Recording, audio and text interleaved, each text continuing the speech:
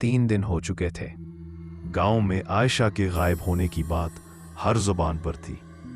कोई कहता वो हवेली जिन्नों वाली है, कोई कहता आयशा ने खुदकुशी कर ली, और कुछ लोग बस खामोश थे, जैसे उन्हें सब कुछ मालूम हो मगर वो बताना ना चाहते हों। उन्हीं में से एक शख्स था रेहान। रेहान आयशा का करीबी दोस्त था। जब किसी ने इसकी गुमशुदगी की बात की तो रेहान ने फैसला किया कि वो हवेली जाएगा सच जानने के लिए। रात के वक्त जब चांद आधा था, रेहान ने हवेली का जंग आलूद दरवाजा धकेला। दरवाजे ने एक लंबी कराह के साथ रास्ता दिया।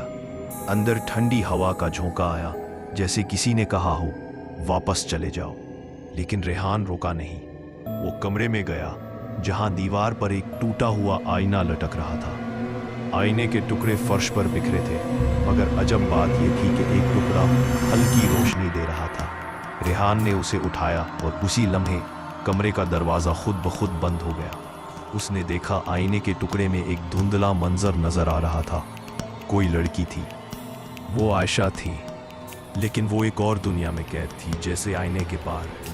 रेहान ने टुकड़ा सीने से लगा लिया। आयशा, मैं तुम्हें निकालूंगा। आयशा की आवाज मध्यम आई।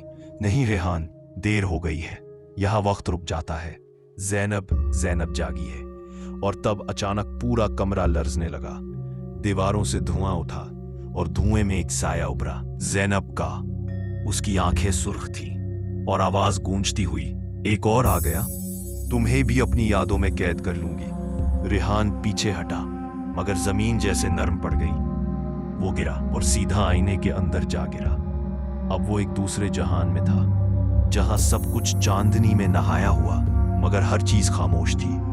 दरख्तों की टहनियां हरकत करती थी, मगर कोई हवा नहीं थी। और दूर कहीं एक दरवाजा झूल रहा था, लकड़ी का, मगर उस पर खून से लिखा था, जो आईने के पार जाए वापस नहीं आता।